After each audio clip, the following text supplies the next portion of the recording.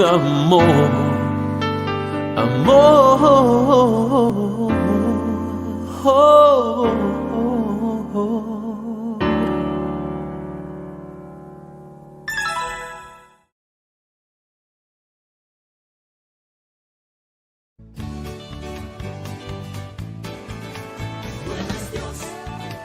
Siempre fiel.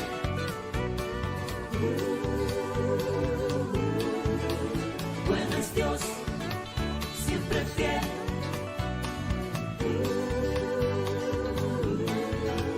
Bueno es Dios, bueno es Dios, siempre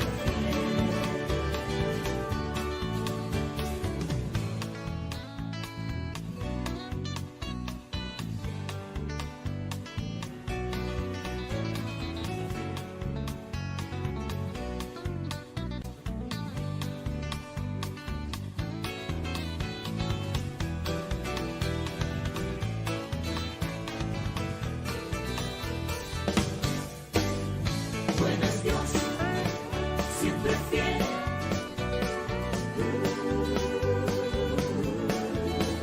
Bueno es Dios, siempre fiel.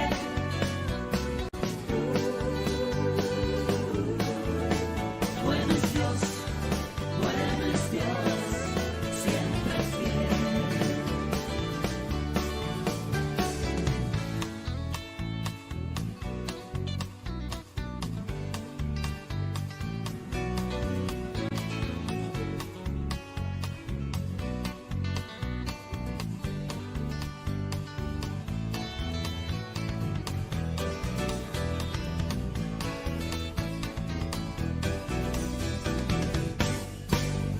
Bueno es Dios, siempre fiel.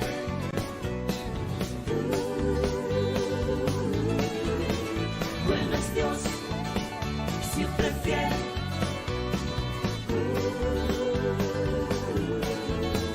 Bueno es Dios, bueno es Dios, siempre fiel.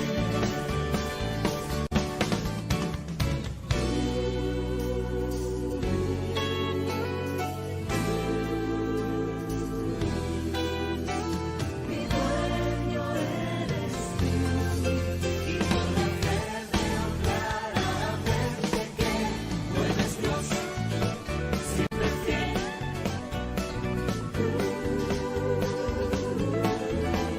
Bueno es Dios, siempre fiel.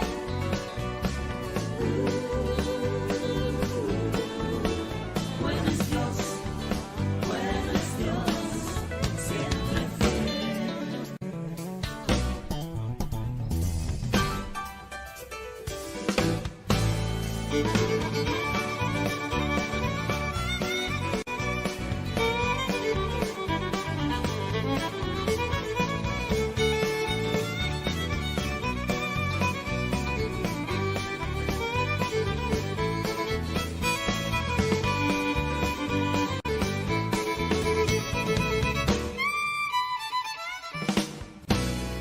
Bueno es Dios, siempre fiel.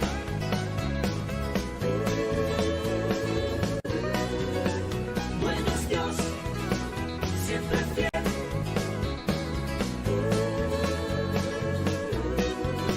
Bueno es Dios, bueno es Dios, bueno es Dios. Grande es Él, bueno es Dios, grande es Él, siempre fiel.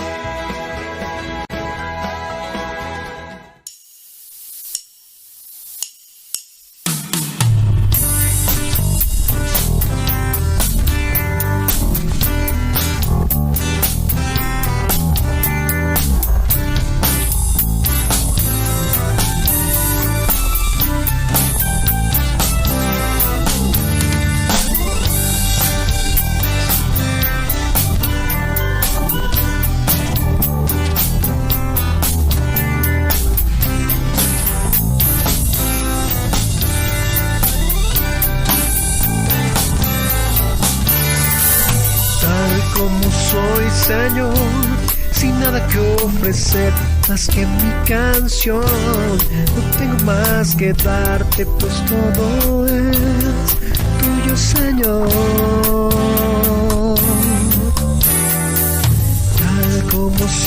Señor, sin nada que entregar más que el corazón. Me rindo todo a ti, tómame, Señor, tal como soy. Y acéptame como ofrenda de amor, como un sacrificio agradable en tu honor. Grato perfume, yo quiero ser, Señor.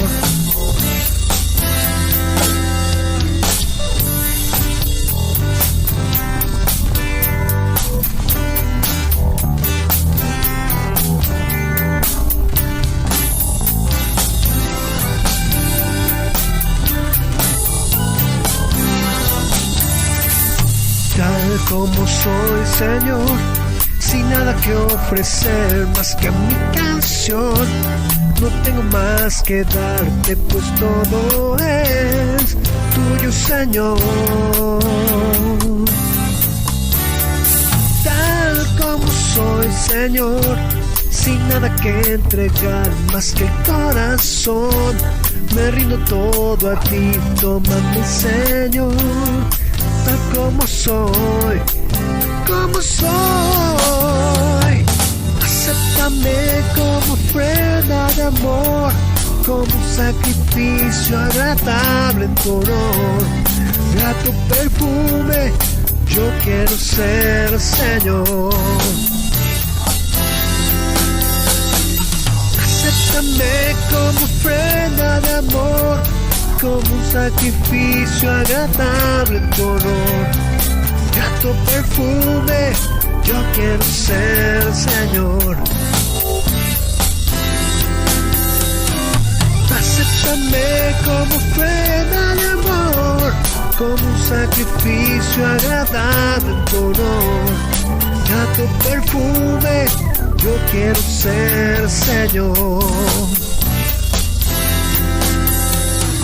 Grato perfume, yo quiero ser, Señor. Grato perfume, yo quiero ser, Señor.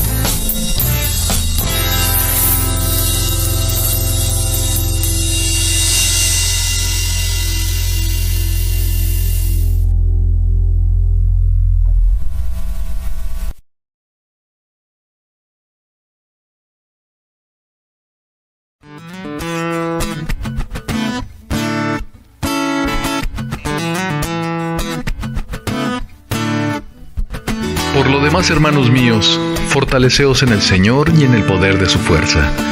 Vestíos de toda la armadura de Dios para que podáis estar firmes contra las acechanzas del diablo. Porque no tenemos lucha contra sangre y carne, sino contra principados, contra potestades, contra los gobernadores de las tinieblas de este siglo, contra huestes espirituales de maldad en las regiones celestes. Por tanto, tomad toda la armadura de Dios para que podáis resistir en el día malo y, habiendo acabado todo, estar firmes. Estad pues firmes, ceñidos vuestros lomos con la verdad y vestidos con la coraza de justicia, y calzados los pies con el apresto del Evangelio de la paz. Sobre todo, tomad el escudo de la fe con que podáis apagar todos los dardos de fuego del maligno, y tomad el yelmo de la salvación y la espada del Espíritu, que es la palabra de Dios.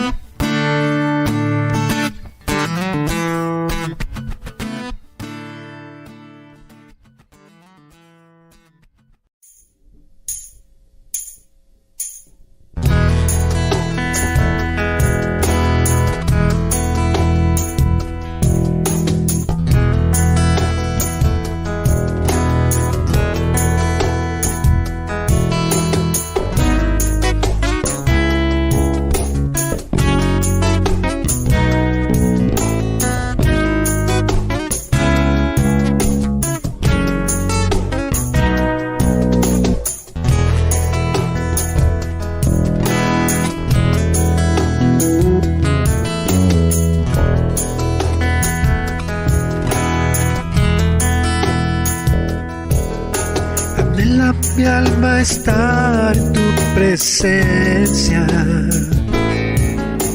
desde el alba hasta que caiga el sol. Quiero estar pegado a tu costado,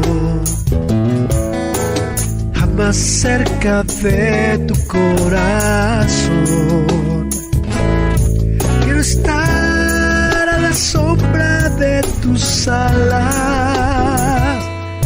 Quiero estar rodeado de tu luz. Quiero estar contigo cara a cara. Si aún la golondrina tiene ahí su hogar, podrá también mi alma hallar la paz.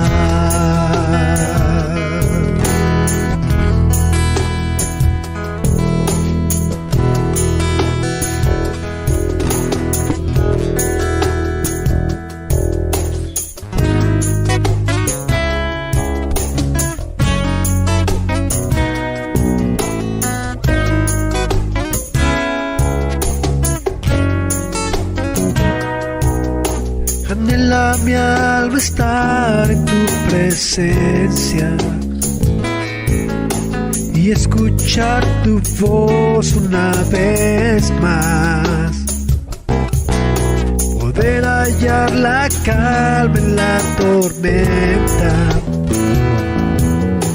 cerca de tus atrios, oh Jehová.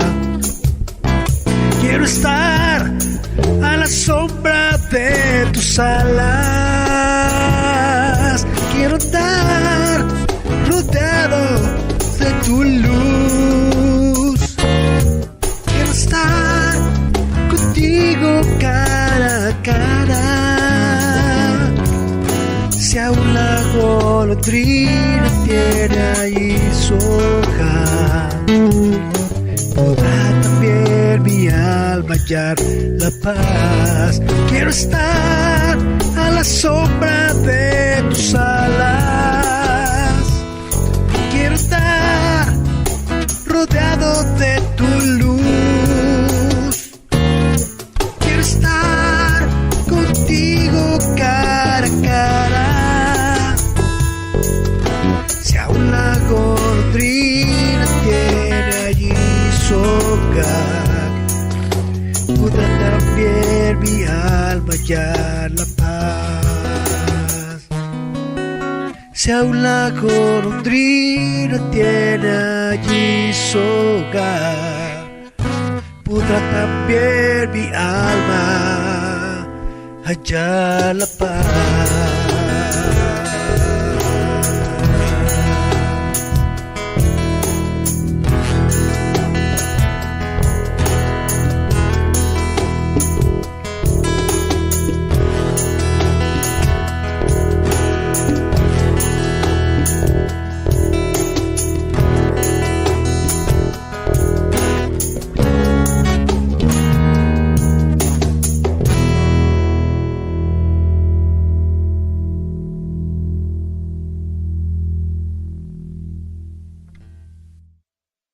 El Evangelio de Marcos es un libro de la Biblia sobre la vida de Jesús. La tradición más antigua y confiable nos dice que fue escrito por un hombre llamado Juan Marcos. Marcos no simplemente tomó al azar un montón de historias acerca de Jesús y las puso juntas. Él diseñó este libro para abordar algunas preguntas muy específicas acerca de si Jesús era o no el Mesías judío. Paremos ahí, porque este es un término con el que muchas personas, como yo, no están familiarizadas. El Mesías era una figura de un rey, en ocasiones llamada el Hijo de Dios, que Israel estaba esperando para venir y establecer un reino aquí en la tierra. En los tiempos de Jesús, Israel estaba ocupada por Roma. Muchos judíos estaban esperando que el Mesías viniera, expulsara a los romanos y gobernara como rey. Pero Jesús no expulsó a los romanos. De hecho, ellos lo mataron. Esto nos trae al punto exacto al que Marcos quería llegar en su libro. En la primera mitad, él se concentra en quién es Jesús. ¿Es él realmente el Mesías? En la segunda mitad, él aborda cómo Jesús se convirtió en el rey mesiánico. Justo en el medio del libro está una historia fundamental que une las dos mitades y en la que Jesús responde ambas preguntas. Ok, Hablemos de la primera mitad del libro. ¿Quién es Jesús? Marcos deja muy claras sus creencias sobre Jesús desde el inicio del libro. Principio del Evangelio de Jesucristo, el Mesías, el Hijo de Dios. Una de las siguientes historias es de Jesús siendo bautizado. La voz de Dios anuncia desde el cielo: este es mi Hijo. No podría ser más claro. Está presentando a Jesús como el Mesías. Sí, pero mientras lees la primera mitad de Marcos, notarás que algo realmente interesante comienza a suceder. Jesús anda sanando a todas estas personas y constantemente les dice que mantengan el secreto de quién es Él. Esto sucede muchas veces en el registro de Marcos. Esto es muy extraño. Sí, ¿por qué guardar el secreto? Recuerda, muchos judíos tenían muchas expectativas diferentes acerca de quién sería el Mesías y de lo que haría. Jesús no quiere que la gente malentienda lo que significa que Él es el Mesías de Israel. Entonces, con todo eso en mente, llegamos a la historia fundamental en el centro del libro, donde Jesús se aparta con sus discípulos y les pregunta: ¿quién dicen ustedes que soy yo? Pedro le dice lo que todo el mundo ha estado diciendo: tú eres el Mesías, el Hijo de Dios. Pero luego sucede algo nuevo, porque Jesús comienza a explicarles cómo es que Él se convertiría en el rey mesiánico. No es lo que ellos esperaban. Él dice que sufrirá y morirá, y gobernará convirtiéndose en un siervo, o en sus propias palabras: el Hijo del Hombre no vino para ser servido, sino para servir y para dar su vida en rescate por muchos. Pedro se sobresalta al escuchar esto. Él reprende a Jesús porque no hay forma en que él dejará que Jesús muera. Jesús le responde: quítate de delante de mí, Satanás. Algo verdaderamente intenso. Realmente lo es, pero resalta lo importante que era para Jesús que sus discípulos entiendan quién Él realmente es. Y entonces, aquí en esta sección fundamental, Jesús trata de tener esta conversación con ellos en 3 diferentes ocasiones. Cada vez, ellos responden confusos y con miedo. Ok. Esto nos lleva a la segunda mitad del libro, donde Marcos aborda la pregunta sobre cómo Jesús se convierte en el rey mesiánico. Es la última semana de la vida de Jesús. Él va a Jerusalén, entra en conflicto con los líderes religiosos y es arrestado. Lo llevan a juicio como alguien que está pretendiendo ser el rey de los judíos. Hasta le dan una corona y una capa púrpura, como las de un rey, pero todo es un chiste cruel. Luego se burlan de él. Lo golpean y lo cuelgan de una cruz, donde muere. Es aquí, en esta escena crucial, donde nos encontramos con un nuevo personaje, Un soldado romano. quien de pronto comprende todo lo que está pasando. Él dice: ciertamente este es el Hijo de Dios. ¡Qué locura! Es un enemigo quien primero lo entiende todo, que el rey mesiánico de Israel es Jesús, el crucificado. Esa es la estructura del libro de Marcos. Pero el libro no termina con Jesús muerto en la cruz. No, al tercer día, unas mujeres van a visitar la tumba de Jesús y la encuentran vacía. Hay un ángel parado en ella que les instruye a que vayan y den las buenas noticias de que Jesús se levantó de entre los muertos. Pero en lugar de ello, ellas salen corriendo y no le dicen a nadie porque tienen miedo. Y así es como termina el libro. Lo cual es un final abrupto. Sí, es tan abrupto que escribas posteriores le agregaron un final que da cierre a la narración. Encontrarás que esa porción en tu Biblia tiene una nota al pie que indica que fue añadido mucho tiempo después. Pero Marcos es un narrador brillante. Él intencionalmente concluyó el libro de manera abrupta. A través de todo el libro, los discípulos han estado confundidos con el plan de Jesús de entregar su vida, con la historia en medio del libro y ahora con el final. Y es como si Marcos estuviera reconociendo cuán abrumadora es esta declaración de Jesús. Él quiere que tú, el lector, luches con ella por ti mismo. ¿Es este Jesús crucificado el Mesías que han estado esperando?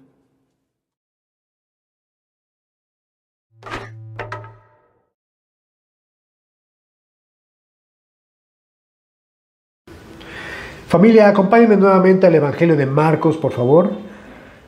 Estaremos en el capítulo 6, ahora estudiando los versículos entre el 7 y el 13, por favor. Marcos 6, del 7 al 13. No sé a ustedes, pero para mí ha sido una gran bendición estudiar estos primeros capítulos de Marcos de forma expositiva. Cuando vuelvo a meditar en ellos, sigue el Señor hablando a mi corazón. Conviene que después del día de hoy, este pasaje lo meditemos entre semana. Que sea incluso nuestra base de oración, porque recuerden que la oración es la respuesta a lo que Dios nos habla, especialmente en su palabra. Así es que te animo para que entre semana lo volvamos a meditar. Lo leemos juntos, dice: después llamó a los 12 y comenzó a enviarlos de 2 en 2, y les dio autoridad sobre los espíritus inmundos, y les mandó que no llevasen nada para el camino, sino solamente bordón, es decir, un bastón. ni alforja, ni pan, ni dinero en el cinto, sino que calzasen sandalias y no vistiesen 2 túnicas. Y les dijo, donde quiera que entren en una casa, moren en ella hasta que salgan de aquel lugar. Y si en algún lugar no les recibieren, ni les oyen, salgan de allí y sacudan el polvo que está debajo de sus pies para testimonio de ellos. De cierto les digo que en el día del juicio será más tolerable el castigo para los de Sodoma y Gomorra que para aquella ciudad. Y saliendo predicaban que los hombres se arrepintiesen y echaban fuera muchos demonios y ungían con aceite a muchos enfermos y los sanaban. Padre Santo, como cada 8 días pedimos tu dirección, Señor, para que este pasaje, Señor, sea guardado en nuestro corazón y nos ayude a crecer en justicia, en fe, Señor, nos alimente en nuestro hombre interior, Señor. Mi Dios, te rogamos, Señor, que a través de tu Espíritu, Señor, podamos, Señor, entender y ser fortalecidos en tu palabra, mi Dios. Quita todo obstáculo que está en nuestro entorno para poder, Señor, con disposición, Señor, recibir este mensaje, Señor. Te lo pedimos en el nombre de Jesús. Amén. Una gran parte del ministerio de nuestro Señor Jesucristo fue y es preparar a sus discípulos para enviarlos a predicar el Evangelio. Fíjate que el libro de Marcos al menos menciona 5 fases que sucedieron en la vida de los primeros discípulos de nuestro Señor Jesucristo. El primero es que los llamó a ser súbditos de su reino. Esto lo encontramos en Marcos en el capítulo 1, en el verso 15. Marcos 1:15, lo leemos, dice, diciendo, el tiempo se ha cumplido y el reino de Dios se ha acercado. Arrepiéntanse y crean en el Evangelio. El segundo tiene que ver con la respuesta a ese llamado, porque el Señor los llamó a seguirle. Marcos capítulo 1, versos 16 al 20, dice, andando junto al mar de Galilea vio a Simón y a Andrés su hermano que echaban la red en el mar porque eran pescadores, y les dijo Jesús, vengan en pos de mí y les haré que sean pescadores de hombres. Y dejando luego sus redes le siguieron. Pasando de allí un poco más adelante vio a Jacobo, hijo de Zebedeo, y a Juan su hermano, también ellos en la barca, que remendaban las redes, y luego los llamó, y dejando a su padre Zebedeo en la barca con los jornaleros, le siguieron. Tercero, los estableció. Esto lo encontramos en Marcos 3, en los versículos 14 al 15. Dice, y estableció a 12 para que estuviesen con él y para enviarlos a predicar y que tuviesen autoridad para sanar enfermedades y para echar fuera demonios. Cuarto, les dio una gran comisión. Marcos 16:15 dice, y les dijo, vayan por todo el mundo y prediquen el Evangelio a toda criatura. El Evangelio de Mateo complementa esta gran comisión de predicar el Evangelio y añade la necesidad de hacer discípulos y de bautizar. Dice Mateo 28:19. Por tanto, vayan y hagan discípulos a todas las naciones, bautizándolos en el nombre del Padre, y del Hijo, y del Espíritu Santo. Quinto, los llamó a ser sus mártires. Vamos al libro de Hechos, en el capítulo 1, verso 8. Esta es la única porción que no está en Marcos. Hechos 1:8. Dice, pero recibirán poder cuando haya venido sobre ustedes el Espíritu Santo, y me serán testigos en Jerusalén y en toda Judea, en Samaria y hasta lo último de la tierra. Martus significa mártir, y es la palabra que se usa en este pasaje para referirse a testigos. Ser un mártir no es algo que debiera ser ajeno a cada uno de nosotros. A lo largo de la historia de la iglesia ya ha habido muchos que han dado literalmente su vida al predicar el Evangelio, incluso en nuestros días. Pero sobre todo el llamado es a tomar diariamente, juntamente con Cristo, nuestra cruz, muriendo a nosotros mismos. Dice el apóstol Pablo en Gálatas capítulo 5, verso 24, Gálatas 5:24. Pero los que son de Cristo han crucificado la carne con sus pasiones y deseos. Observa, los que son de Cristo han crucificado la carne con sus pasiones y deseos.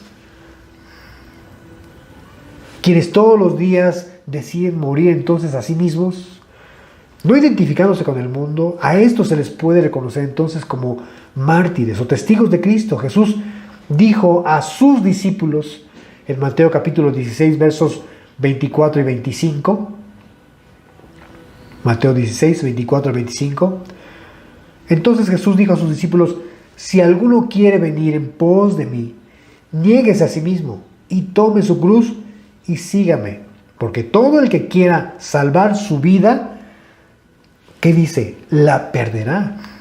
Y todo el que pierda su vida por causa de mí, la hallará.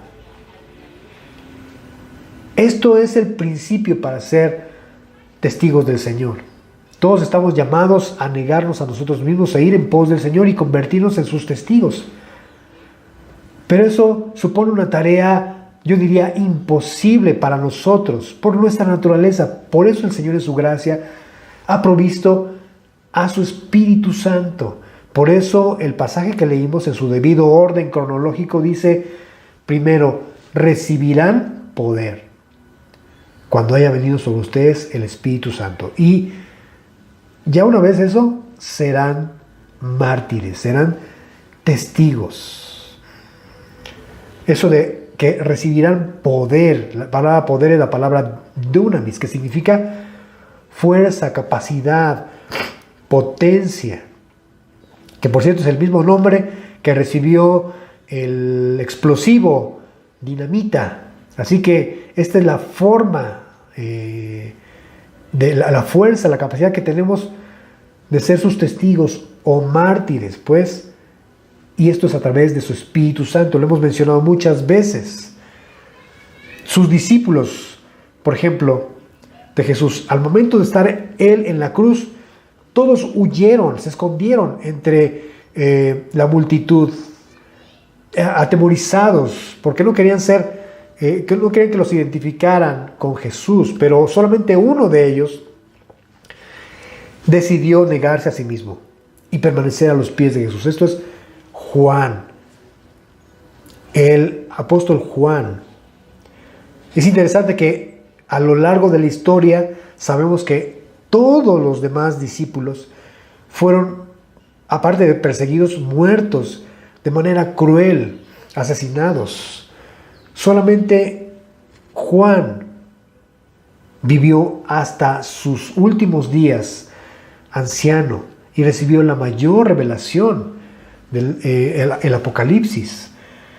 En esto se cumple entonces este pasaje, porque todo aquel que dice quieras salvar su vida, la perderá. Aquellos salvaron su vida, sí, pero a muy pronta edad, o jóvenes todavía, la perdieron. Y todo aquel que pierda su vida por causa de mí, la hallará. Y esto es Juan, que murió, sí, pero de muerte natural, ya anciano. No obstante, pues nosotros tenemos una esperanza, una vida eterna, ¿verdad? Así es que para ser esos testigos necesitamos sin duda el poder del Espíritu Santo.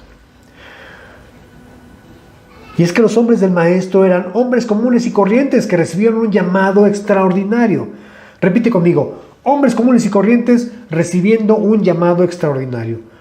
Algunos de ellos eran pescadores, otros eran hombres de campo, alguno de ellos fue publicano, cobrador de impuestos, otro era un antirromano, insurrecto, uno de ellos incluso era ladrón. Ninguno de ellos era maestro de la ley o erudito, eran hombres que simplemente respondieron a un llamado. Pero insisto, ninguno grandilocuente había entre los hombres, ni siquiera Pablo podemos considerarlo grandilocuente. Los mismos de Corinto, algunos se identificaban más con Apolos que por su elocuencia que con el mismo Pablo. Pero eso sí, después del Pentecostés, fueron hombres llenos del poder del Espíritu Santo para ser esos testigos de Cristo. Así que después de haber estado solo escuchando y viendo los milagros de Jesús, fueron enviados a predicar y a hacer milagros. Y el Señor les dio esa autoridad.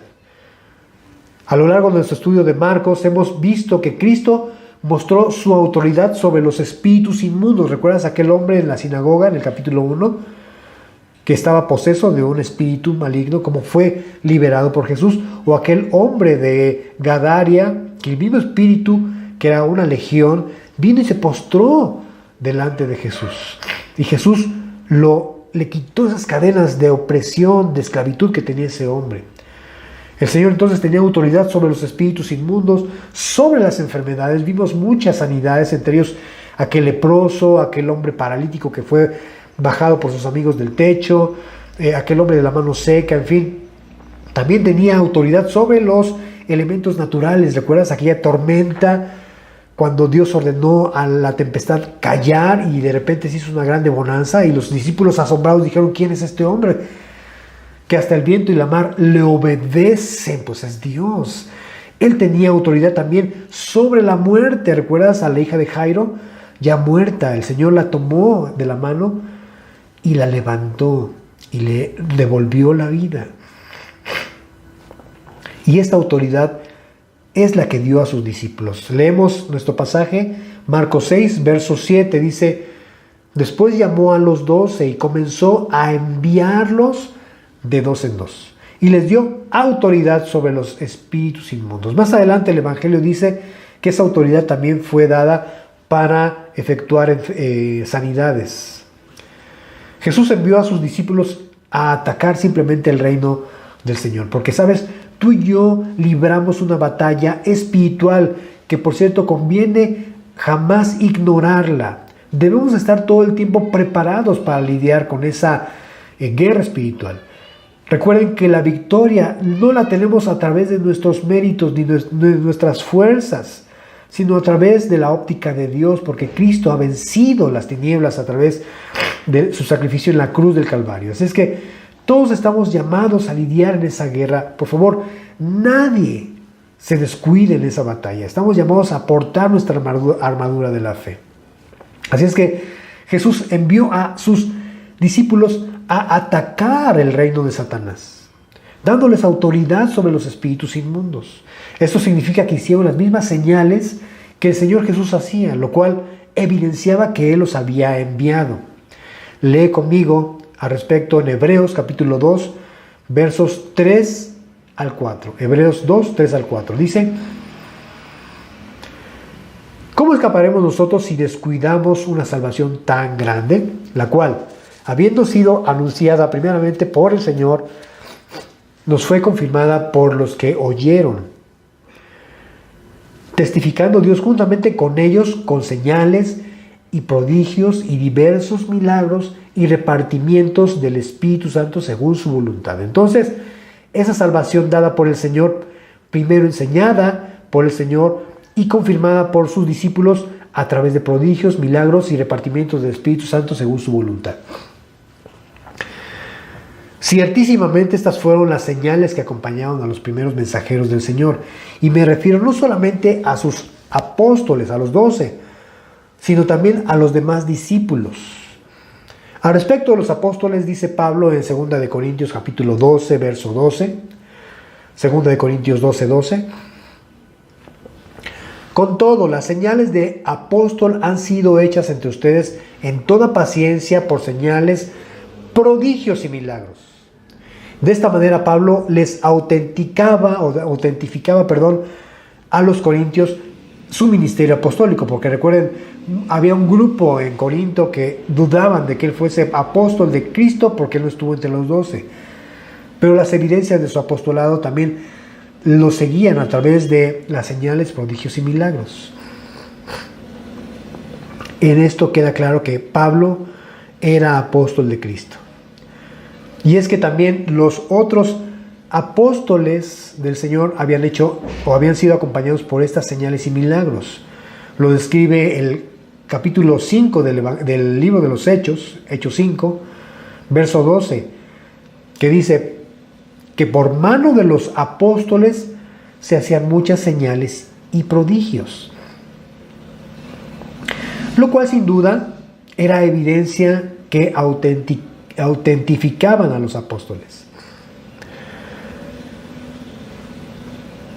Pero los llamados cesacionistas, que de repente son los que alegan que ya cesaron algunos ministerios, entre ellos el ministerio apostólico, argumentan que entonces las señales que autentificaban a estos hombres dejaron de existir, lo cual pues estamos totalmente en contra, porque la Biblia es clara, en primer lugar, en decir que el ministerio apostólico sigue vigente el día de hoy, y lo podemos demostrar bíblicamente, solo que este no es el tema el día de hoy, pero sí las señales, sí los milagros, porque es a través de estos que la iglesia es edificada.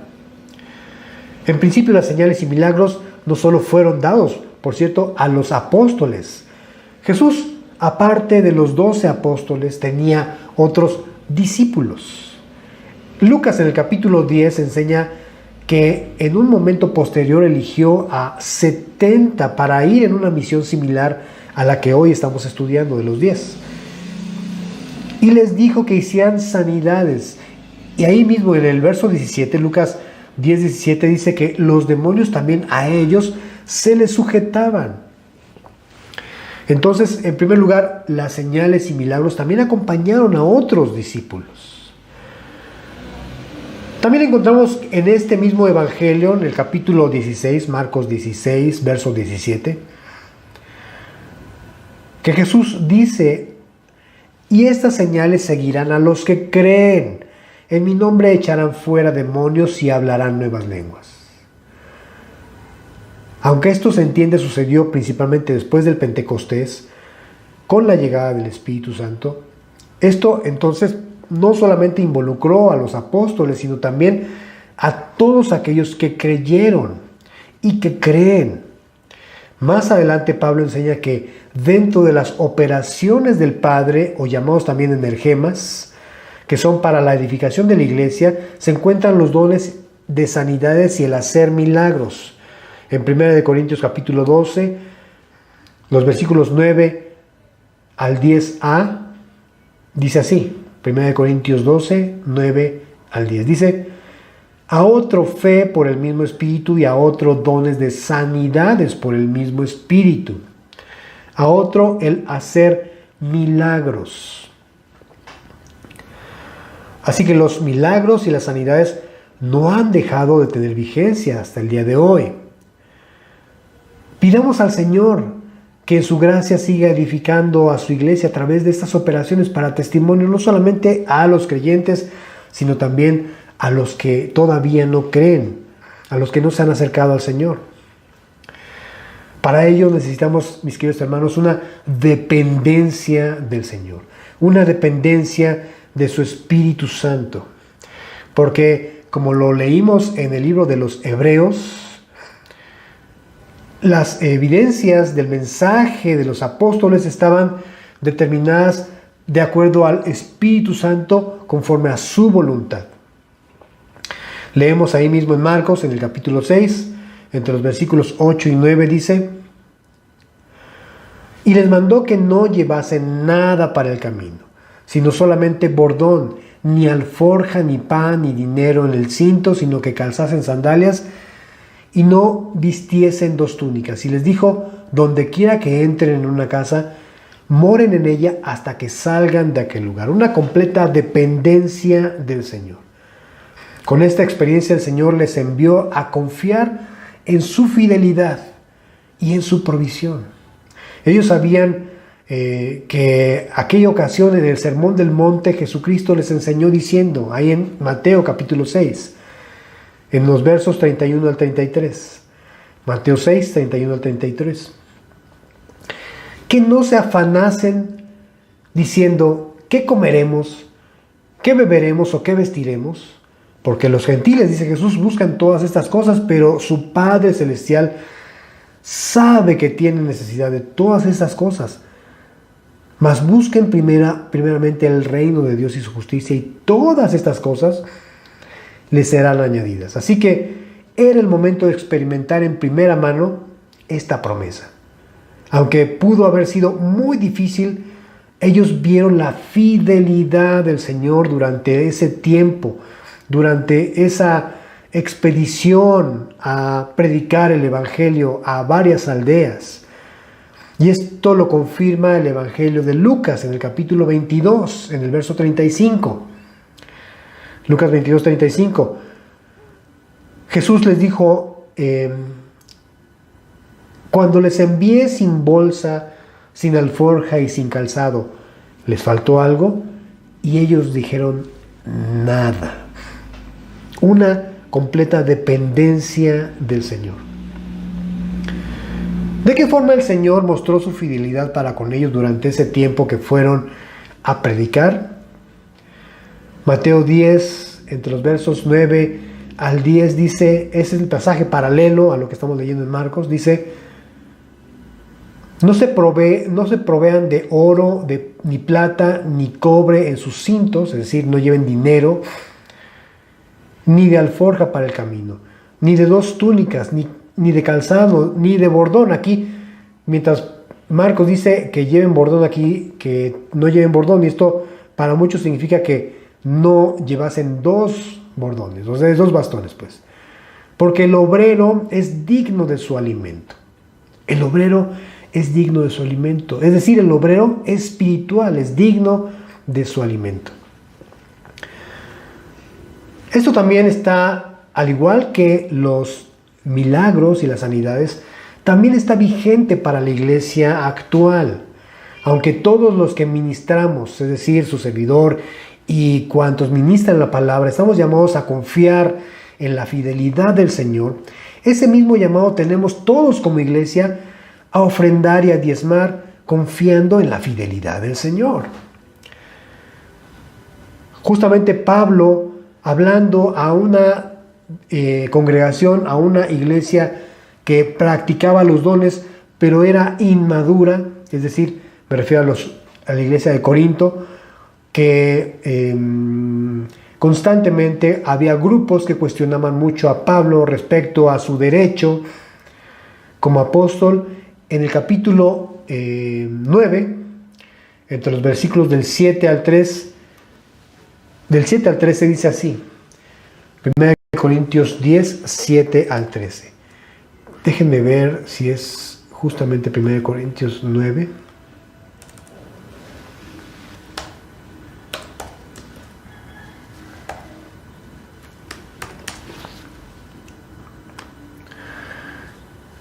Sí, perdón, sí, justamente es 1 Corintios 9, 7 al 13. Dice, ¿quién fue jamás soldado a sus propias expensas? ¿Quién planta viña y no come de su fruto? ¿O quién apacienta el rebaño y no toma de la leche del rebaño? ¿Digo esto solo como hombre? ¿No dice esto también la ley? Porque en la ley de Moisés está escrito, no pondrás bozal al buey que trilla.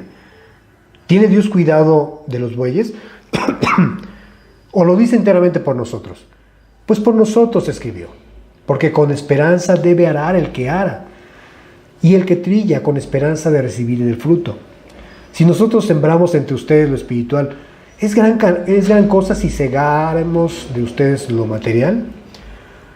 Si otros participan de este derecho sobre ustedes, ¿cuánto más nosotros? Pero no hemos usado de este derecho, sino que lo soportamos todo, por no poner ningún obstáculo al Evangelio de Cristo. ¿No saben que los que trabajan en las cosas sagradas comen del templo y los que sirven del altar participan? Basándose en la ley, esto es en Deuteronomio, capítulo 25, verso 4, que dice, no pondrás bozal al buey cuando trillare. Pablo insiste que cada uno se sustenta por medio de su trabajo. Pues hasta los bueyes disfrutan del derecho a comer de lo que estaban trillando. Aquí el apóstol en el verso 10 acomoda a los hombres lo que la ley dice de los bueyes. El argumento es que si Dios tiene cuidado de los bueyes y en la ley ordenó que no se les dejara sin su sustento y comieran de lo mismo que estaban trillando, más aún insiste en el sustento de los hombres. De aquí Pablo expresa con toda claridad el derecho que él tenía a vivir a expensas de aquellos a quienes ministraba las realidades espirituales. Es decir, podía recoger sustento material el que les prodigaba el sustento espiritual o el alimento espiritual.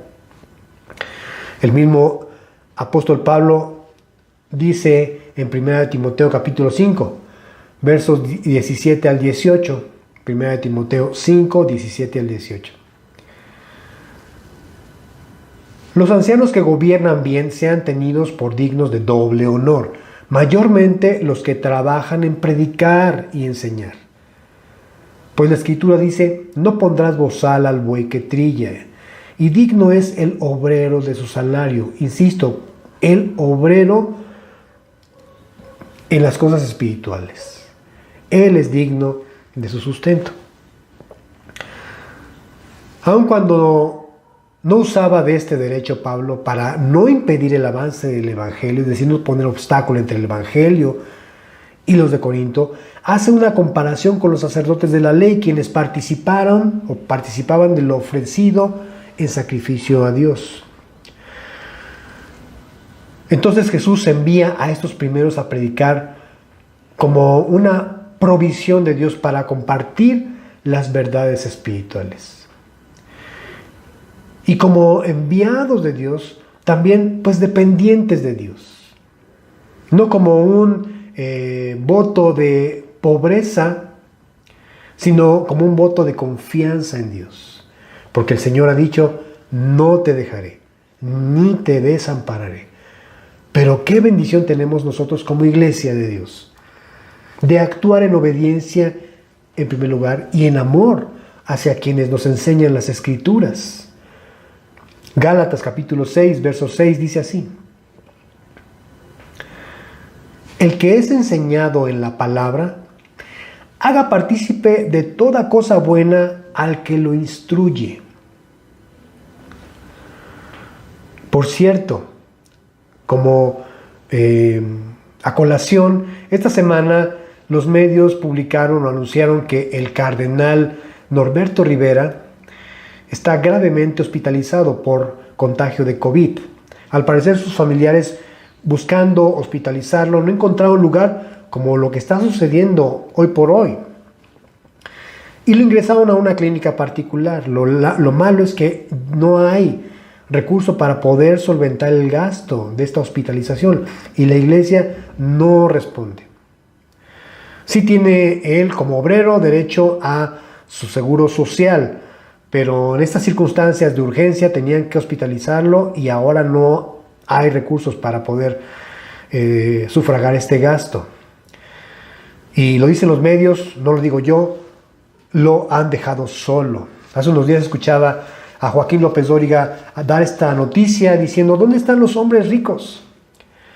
¿Dónde están aquellos que constantemente en sus bodas, a quien llamaban a oficiar en la boda era a Norberto? A quien llamaban para sus bautizos era a Norberto. ¿Dónde están esos que decían ser sus amigos, los hombres ricos de México? Hoy, cuando más lo necesitan, pues él está solo. Y yo quiero pedirles encarecidamente que oremos por este pastor. Porque él es otro que está siendo, está grave en el hospital. Pidámosle a Dios su gracia, si es su voluntad, que él sane y que tenga el recurso para solventar este gasto hospitalario. Pero insisto, qué bendición tenemos como iglesia para poder participar con quienes nos instruyen la palabra con toda cosa buena, mis queridos hermanos. No debemos echar en saco roto esto. Por otro lado, ciertamente el verso 10 dice así: y les dijo, donde quiera que entren en una casa, moren en ella hasta que salgan de aquel lugar. Es decir, aunque esta sea la más humilde residencia que hubieses encontrado en el pueblo, si esta es la que primero te abrió la puerta, esa es la provisión de Dios. Ciertamente hay quienes abusan y solo ponen sus ojitos en lo material, y en quienes más les conviene. Pues estos son falsos maestros, sin duda, que se aprovechan de sus posiciones religiosas como un medio para obtener cosas materiales o beneficios materiales. La Biblia dice en 1 Timoteo capítulo 6, verso 6, qué gran ganancia es la piedad acompañada de contentamiento, porque nada hemos traído a este mundo y sin duda nada podemos sacar. El Señor Jesucristo enseña que no nos hagamos tesoros en la tierra. Nadie está llamado a hacer tesoros en la tierra. Y esto incluye, por supuesto, a los que estamos en el ministerio. Porque podría haber quienes vean el ministerio pastoral o cualquier otro como un patrimonio, lo cual es un error. Yo veo dos conceptos completamente diametrales en esta enseñanza. Primero, que es necesario para todos los pastores y es bíblico enseñar a dar a la iglesia, a ofrendar, a diezmar. Es importante que todos participemos de ello, porque es un mandamiento. Y quienes no lo hacemos, no estamos faltando a nadie, sino solamente a Dios. Dice el Señor en Malaquías 3, ustedes me han robado. Y preguntan, ¿en qué te hemos robado? Y Él insiste diciendo, en sus diezmos y en sus ofrendas. Entonces es sin duda alguna necesario para librar de cualquier responsabilidad a la iglesia que los pastores lo enseñemos. Por eso me encanta que podamos ir expositivamente estudiando la palabra, porque aunque no nos lo propongamos, nos encontramos con estos tópicos que ciertamente para su servidor y para cualquiera que predique el evangelio pudiera ser incómodo estar hablando de esto, pero es necesario. Todos, sin reserva en la iglesia, estamos llamados a ofrendar, a diezmar. Incluso Pablo tuvo una experiencia increíble cuando se dio cuenta que los de Macedonia, esto lo cuenta a los Corintios, en 2 Corintios capítulo 8 y 9, lo puedes estudiar en casa, diciendo, los de Macedonia levantaron la mano para apuntarse en colaborar con sus ofrendas, dando de su miseria, dando de su pobreza para los santos de Jerusalén. Y esto claramente lo dice a los corintios como para picarles la cresta, porque insiste a Tito que pues lo que ya empezó, que lo siga hasta terminarlo. Si ellos ya comenzaron con esa recolecta, pues oye, pues ya no dejen de hacerlo, terminen de recoger, de tener esas ofrendas. Es interesante. Entonces, sí, posiblemente para muchos tendremos la mentalidad de que las ofrendas, especialmente los diezmos, son para tiempos en los que se tiene. Ciertamente eso es falso. Ciertamente eso es falso. La verdad es que todos estamos llamados a ofrendar, así como los de Macedonia, en tiempo incluso de crisis. Mis hermanos, esto no tiene nada que ver conmigo. Esto tiene que ver todo con Dios. Todo absolutamente con Dios. Pero lo opuesto a esto, sin duda alguna, es para quienes abusan de eso y que pues constantemente presionan con el mismo tema y con el mismo tema y con el mismo tema. Sin duda alguna esto puede llegar a ser lastimoso para la iglesia. Ciertamente eso es. Y Dios nos guarde de ser tendenciosos hacia eso, porque si algo nos hemos propuesto es no insistir en esto, sino dejar en manos de Dios lo que Él hoy nos está enseñando y que sea guardado en nuestro corazón. Hace unos días escuchaba a un pastor en su predicación, en su enseñanza, que no creía en el ministerio pastoral bivocacional. Esto es, pastores que aparte de ser ministros, dedican su tiempo de forma profesional a un trabajo o a algún negocio o siendo comerciantes, etcétera, etcétera. Pero yo pienso, bueno, Pablo tuvo que trabajar haciendo tiendas. Él tenía un oficio. Aunque la Biblia es clara que no todo el tiempo fue así, solamente un tiempo fue socio de Aquila, hacían tiendas para sufragar sus gastos. La mayor parte del tiempo Pablo lo dedicó en predicar. Esto es viajar a muchos lugares llevando la palabra.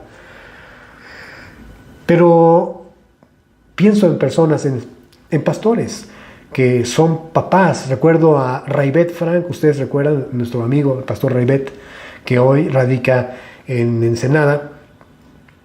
Pues él tiene 3 hijos grandes que estaban ya por ingresar a la universidad y tenía que pagar sus estudios, tenía que darles de comer.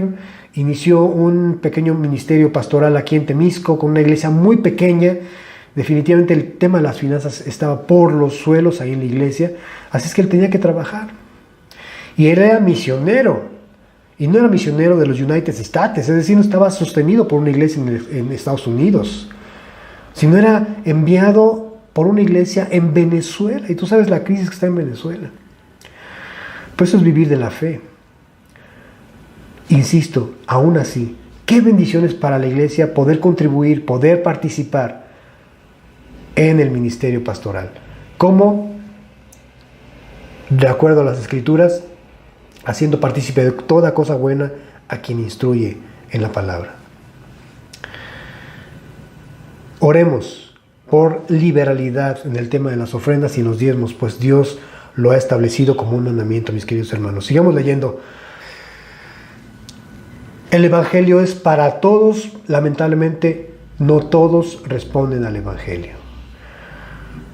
Marcos 6, versículos del 11 al 13 leemos, dice: y si en algún lugar no les recibieren ni les oyesen, salgan de ahí y sacudan el polvo que está debajo de sus pies para testimonio de ellos. De cierto les digo que en el día del juicio será más tolerable el castigo para los de Sodoma y Gomorra que para aquella ciudad.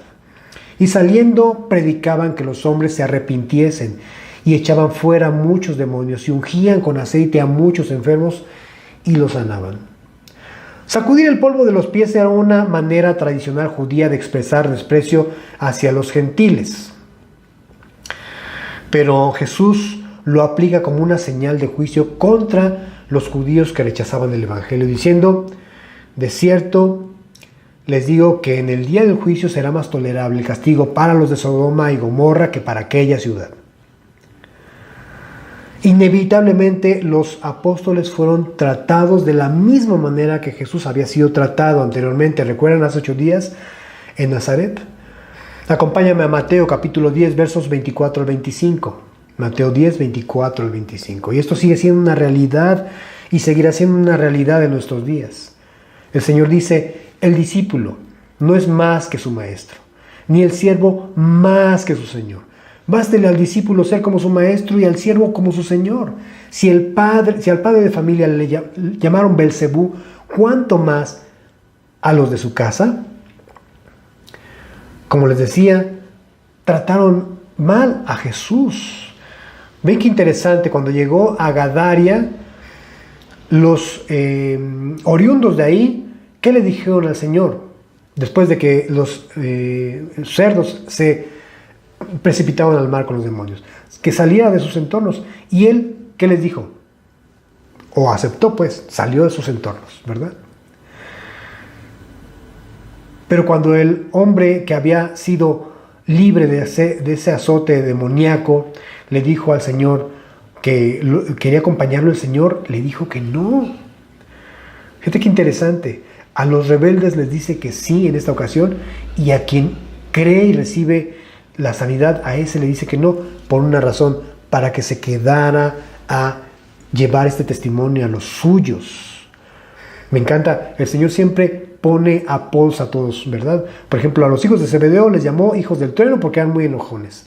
A Pedro le llamó, a Cefas le llamó Pedro, diciendo que era una piedrecilla. A este hombre, en el libro de Marcos, en el Evangelio de Marcos, le llama al que había estado endemoniado.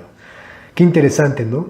Hay un antes y un después. ¿Cómo te identificas hoy delante de Dios? ¿Cómo es que crees que Dios te pueda llamar ahora?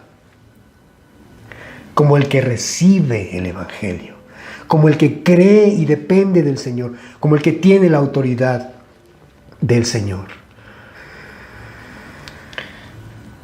Qué interesante. A pesar entonces de la persecución que Jesús advirtió sobre ellos, sobre sus apóstoles, aún así obedecieron y el Señor les usó poderosamente. Y salieron, dice el verso 12,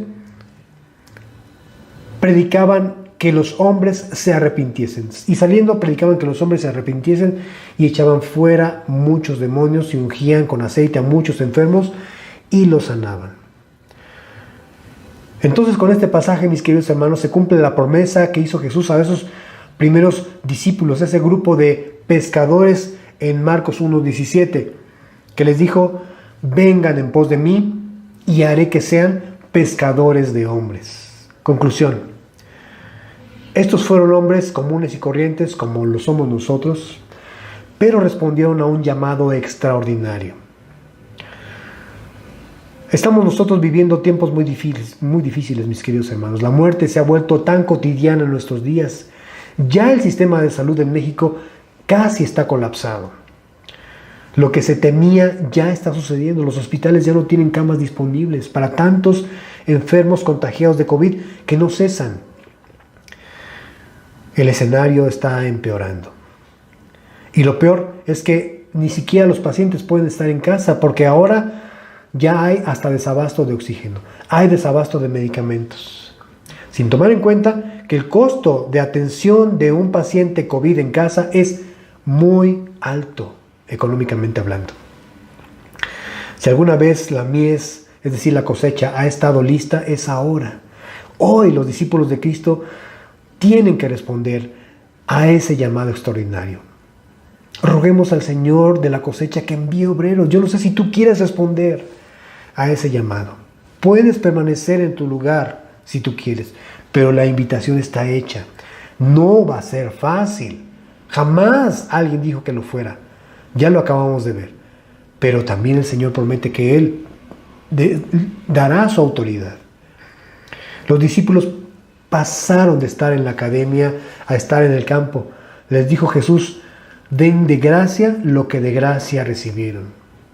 Yo me alegro por quienes entre semana preparan esforzadamente un estudio bíblico para compartir con otros, especialmente con sus amigos.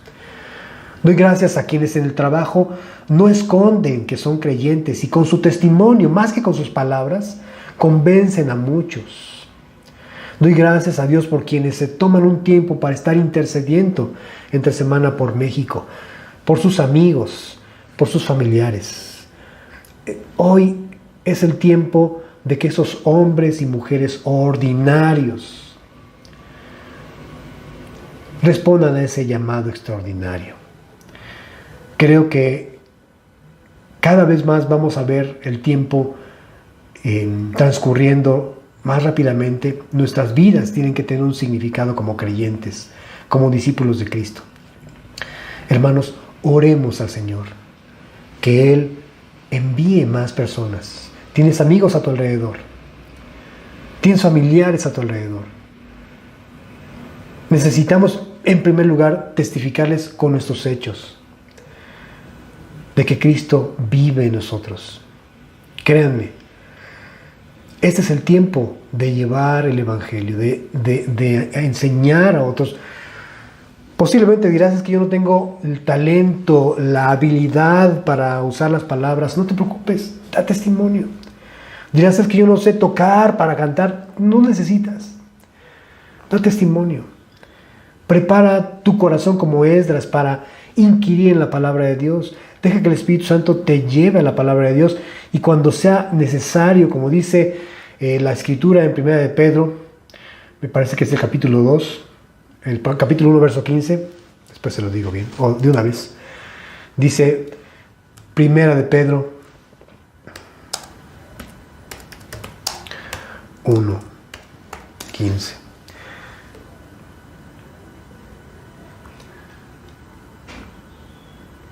Que no es, pero ahorita les digo rápidamente. Lo bueno es que tengo la tecnología aquí, el tumbaburros.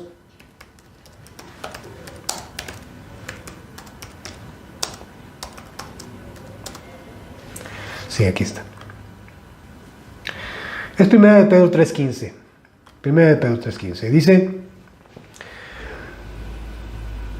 sino santifiquen a Cristo como Señor en sus corazones, estando siempre preparados para presentar defensa ante todo el que les demande razón de la esperanza que hay en ustedes, pero háganlo con mansedumbre y reverencia.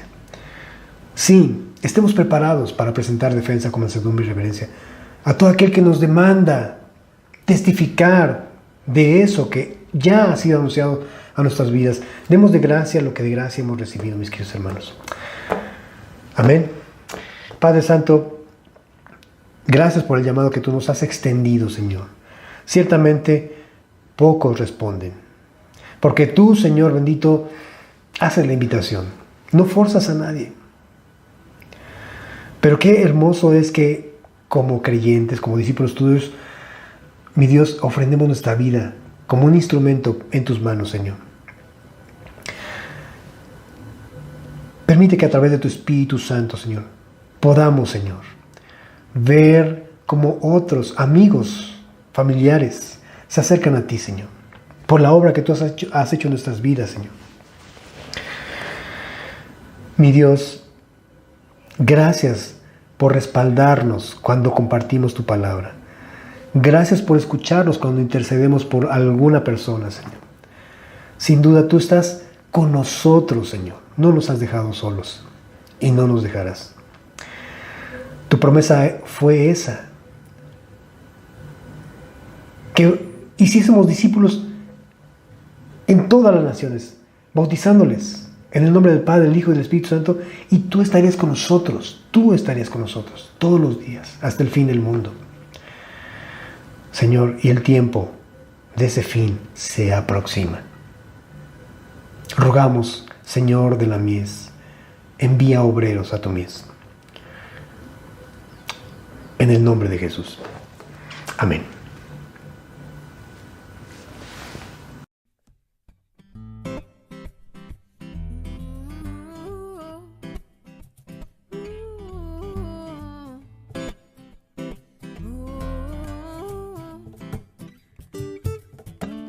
Escuchas el lamento de un pueblo sufrir,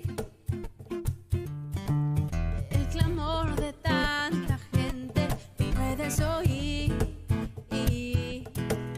personas destrozadas buscando un hogar. ¿Existe alguna mano que les pueda ayudar?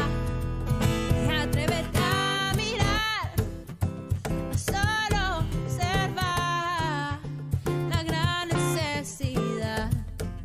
Simplemente preguntar en qué pueda ayudar. La oportunidad para las cargas aliviar y la esperanza encontrar. A tanto acumular, tanto atesorar, nunca el corazón puede saciar. Inviértelo en la gente en necesidad. Se acabaron las palabras, es tiempo de actuar.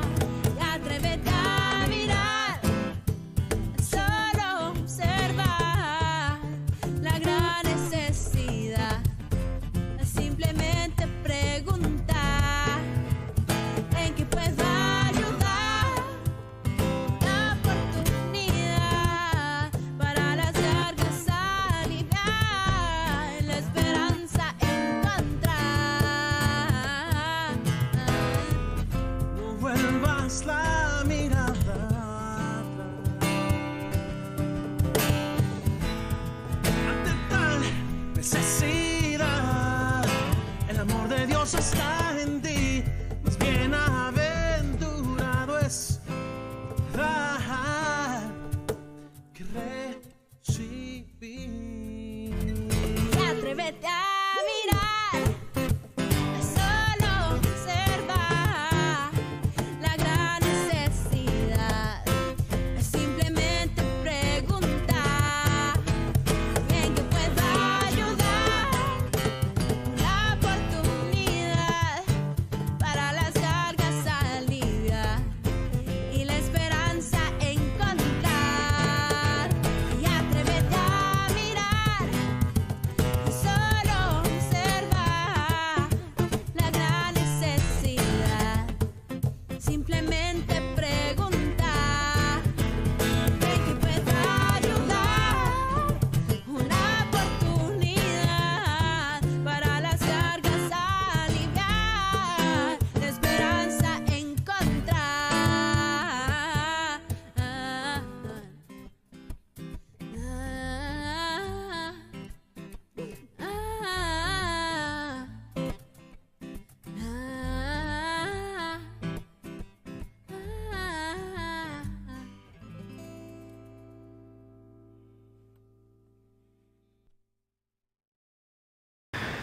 Damos muchas gracias al Señor por su palabra. Qué bueno que podemos estar juntos y meditar juntos en ella. Nuevamente les animo para que entre semanas sigamos meditando en estos pasajes y hablemos con Dios al respecto. Sobre todo quiero pedirles que sigamos en oración. Los martes Eli tiene a las 7 de la noche un grupo de oración exprofeso para damas y quiero animarles a que se unan con él, y es a través de la aplicación de Zoom. Y los sábados, mis queridos amigos, los varones, no hemos dejado a un lado la oración a las 9 de la noche. Posiblemente dirás, es que yo estoy orando en mi casa.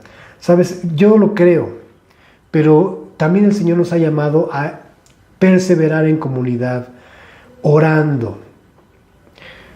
Hay muchos pasajes bíblicos que son claros en ese sentido. La iglesia no dejaba de estar juntos por el templo y por las casas, orando.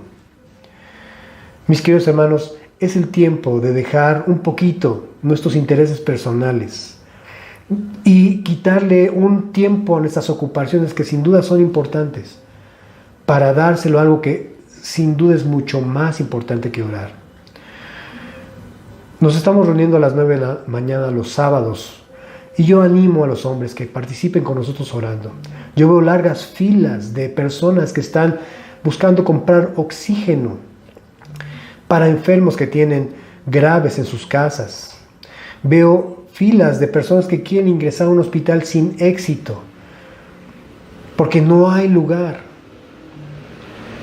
Mis queridos hermanos, yo deseo que jamás esto suceda en la vida de cada uno de nosotros. Por eso debemos solidarizarnos con esos que sí están padeciendo esto, aunque muchos de ellos no conozcan todavía la palabra de Dios. Oremos por su salvación, oremos porque sea el tiempo en el que Dios provea también de la medicina espiritual, del alimento espiritual para ellos. Tenemos que seguir pidiendo por nuestras autoridades. No importando que estemos a favor o en contra de este gobierno, pidámosle al Señor sabiduría, porque esto se trata de muchas vidas. No de que yo soy de un color o tú de otro. Aquí se trata de que nos unamos en oración con ellos. Hace un momento les pedía que oráramos por el cardenal Norberto. Pues él es de otra religión, de otra denominación, lo es, pero es pastor también. Y no nos tiene que interesar lo que él sea. La verdad es que él es otra persona que tiene necesidad. Tenemos a nuestros hermanos Silva, al doctor Gilberto de la Iglesia Oreb de México, al pastor Carlos Fernández en Coacalco. Hay muchas personas, amigos nuestros, cercanos, que están siendo contagiados. Dime si no es el tiempo de orar. La lista va creciendo, mis queridos hermanos. Entonces, yo quiero animarles a que no bajemos la guardia de orar. Porque el Señor también nos está llamando a eso, a interceder. A veces necesitamos doblegar nuestro corazón y decir al Señor, aquí me tienes, ¿para qué soy bueno? ¿Para qué me has llamado? Yo veo en el Antiguo Testamento a Dios airado contra Israel por su pecado y veo a Moisés poniéndose entre el pueblo de Israel y Dios y diciéndole al Señor, rogándole al Señor que no lo destruyese. Y Dios le hizo caso a Moisés. Mis queridos hermanos, hagamos lo mismo que Moisés. El Señor, dice su palabra, es bueno, misericordioso, clemente, lento para la ira y grande en misericordia y que se duele del castigo. Entonces, con la confianza que tenemos en Él, dice Hebreos capítulo 4, verso 6, podemos entrar a su trono de la gracia para encontrar misericordia y hallar gracia para el oportuno socorro. Mis queridos hermanos, yo les animo. Oremos, sí, en nuestro cuarto de guerra, en nuestro lugar secreto. Cerremos la puerta. Pero también les pido, de la manera más atenta, con todo mi corazón. Los martes, Eli a las 7 se conecta con varias mujeres para orar por todas estas necesidades. Solamente te lleva una hora y media para estar ahí a través de la aplicación de Zoom. Si no puedes, dinos cómo. Llámanos y te decimos cómo entrar. Male Gómez también tiene esta misma actividad los jueves a las 8 de la noche, me parece. Y los sábados, insisto, los hombres a las 9 de la mañana. No dejemos de orar. Mis queridos hermanos, creo que este es el tiempo que alumbra, sin duda, ya los últimos tiempos. Y si no es así, lo que sí podemos ver con nuestros ojos es la crisis que está sucediendo con la pandemia. Y después de esto, la crisis que ya está dejando en el tema económico. Sin duda meditamos con los hombres. ¿Qué sucederá? Nos preguntaba Alvarito, cuando esta crisis económica alcance a rebasar a muchas familias. Sin duda, más personas decidirán apostar a la delincuencia, al robo, al secuestro. Entonces, esto será cada vez más difícil, mis queridos hermanos. Después de una crisis, entrar a otra. Y yo quisiera que, pues, nos tocáramos el corazón y nos uniéramos en oración. Están los grupos de estudio bíblico. Por favor, te pido con todo mi corazón, con mucho respeto, quítale un tiempo a tus actividades y súmate a este tiempo de oración. No es en vano, te lo prometo, no es en vano. Dios sabe oír la oración de quienes le buscan. Amén. Que tengan buen provecho, coman rico, Dios les bendiga mucho.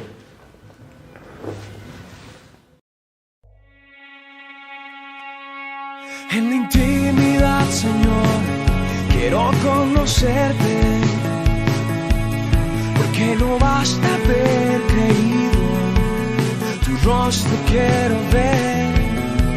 Hay que respirar para poder cantar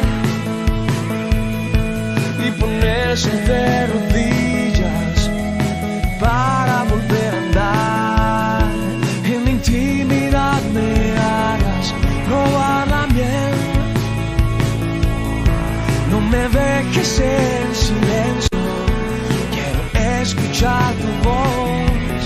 Me tengo que postrar si quiero levantarme, y debo inclinarme para poderme enderezar.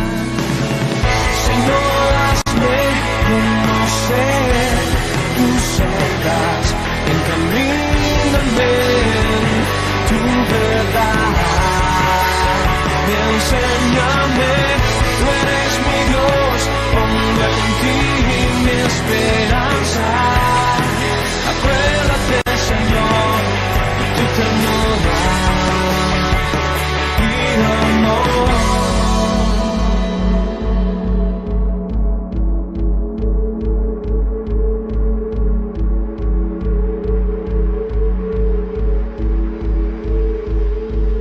En la intimidad, Señor, quiero conocerte, porque no basta haber creído, tu rostro quiero ver, y hay que respirar para poder cantar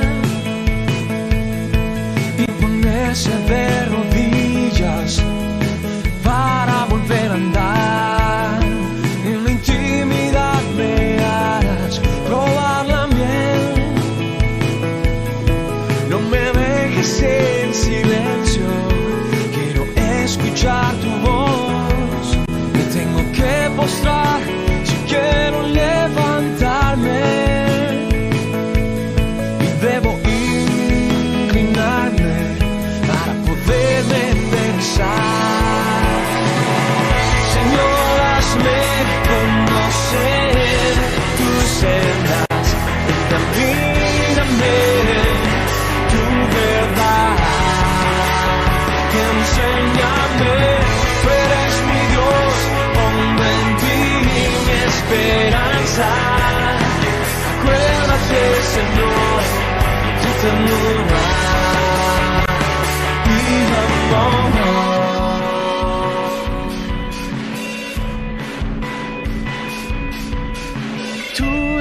eres mi Dios.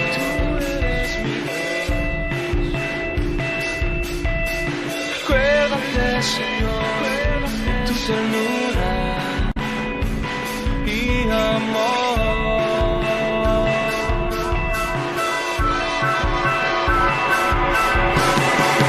Señor, hazme conocer tus sendas, ilumíname tu verdad, enséñame, tú eres mi Dios, pongo en ti mi esperanza.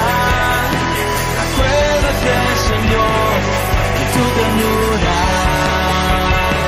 y amor. Señor, hazme conocer.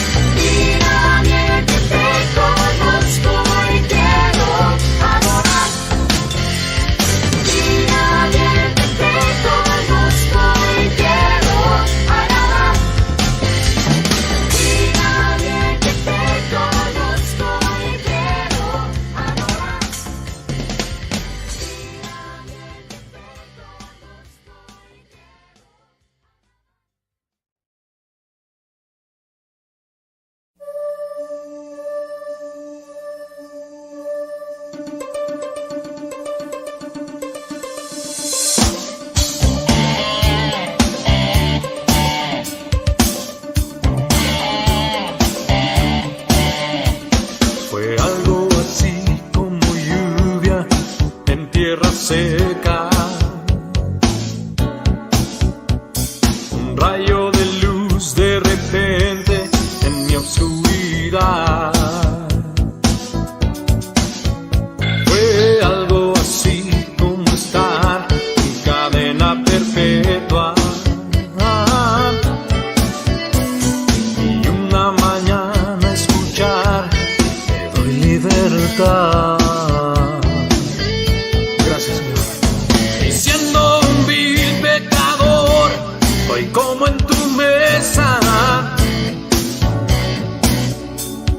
Solo tu gracia le basta a mi corazón. Altísimo Señor, en mi bajeza me has mirado y me has tendido la escalera de tu amor. Tu perdón me puso alas, oh mi Dios. Altísimo